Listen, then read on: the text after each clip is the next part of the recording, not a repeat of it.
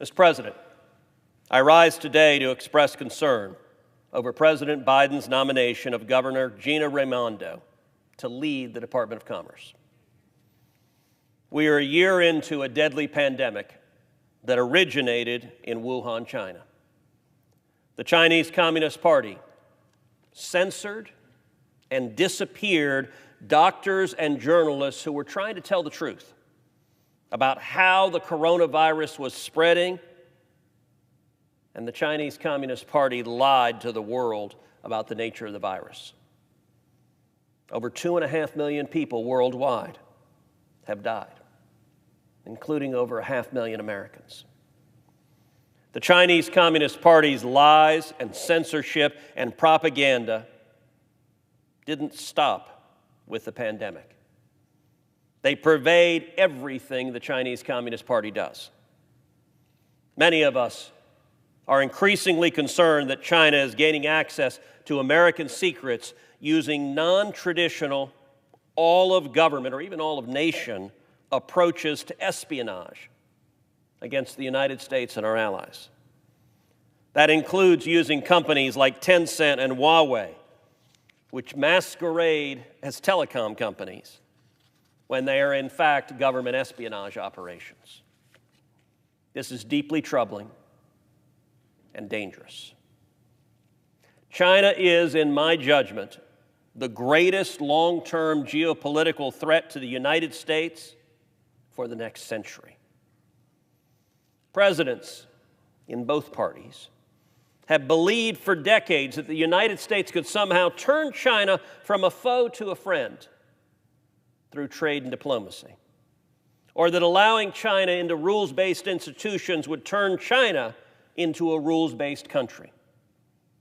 Instead, sadly, the opposite has happened. The United States, of course, can't sever all commerce with one of the biggest economies on the planet, but we must recognize China for the threat it poses to our national security.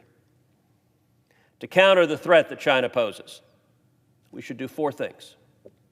Number 1, we should protect ourselves from Chinese espionage and interference. Number 2, we should insulate the supply lines of our critical resources from China, including by bringing them back to the United States. Number 3, we should insulate all commerce from enabling the Chinese Communist Party's human rights abuses, including their systematic pattern of torture and murder and genocide. And number 4, we should vigorously compete to secure our interests. On the first point, one important thing the Department of Commerce does is maintain an entities list, which is a list of foreign parties and companies that engage in activities contrary to American national security interests. When a foreign company is put on the entities list, they are barred from acquiring American technology. In 2019, I led an effort to add to the list of companies, and in 2019 and in 2020, the Trump administration added several Chinese technology companies to the entities list. When Governor Raimondo came before the Senate Commerce Committee in January, I asked her if she would keep those Chinese technologies companies on the entities list. She refused to make that commitment. In fact, she wouldn't even commit to keeping Huawei on the entities list, which is unabashedly an espionage agency of the Chinese Communist Party. In questions for the record, I gave Governor Raimondo a second chance to clearly and explicitly answer these questions, and yet she still refused. Similarly, the governor provided vague non-answers or no answers at all in response to questions for the record on her ethics problems and her conflicts of interest as governor.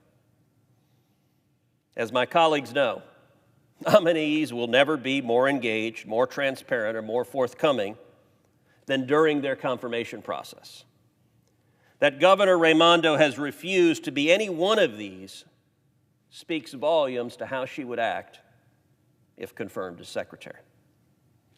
The fact of the matter is that there has been a rush to embrace the worst elements of the Chinese Communist Party in the Biden administration. And that includes Governor Raimondo. That's why I placed a hold on her confirmation. And it's why I will be voting not to confirm her to lead the Department of Commerce. Governor Raimondo's nomination is part of a pattern. So far, every action, every nomination that we've seen from the nascent Biden administration, insofar as it concerns China, has lessened the scrutiny, has lessened the sanctions, has lessened the pressure on communist China. We are seeing a steady and systematic embrace of communist China, and that is dangerous. That is dangerous for our nation. It is foolhardy.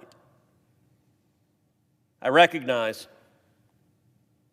that there's a lot of pressure from big business and big tech to get in bed with China.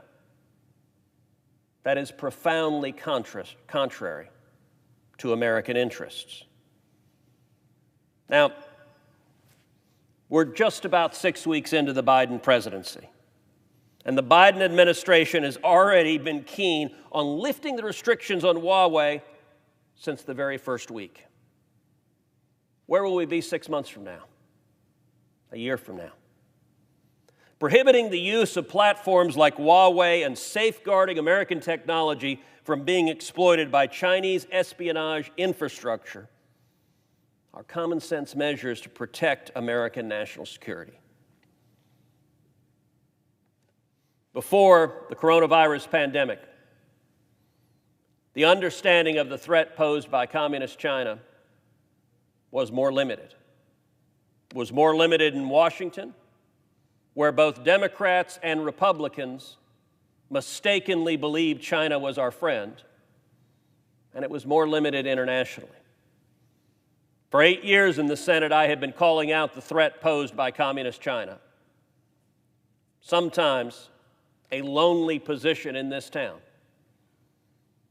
But as events transpired the last year and the world saw the systematic pattern of lies and deception and death coming from the Chinese Communist government, eyes have been opened and the severity of the threat has been underscored.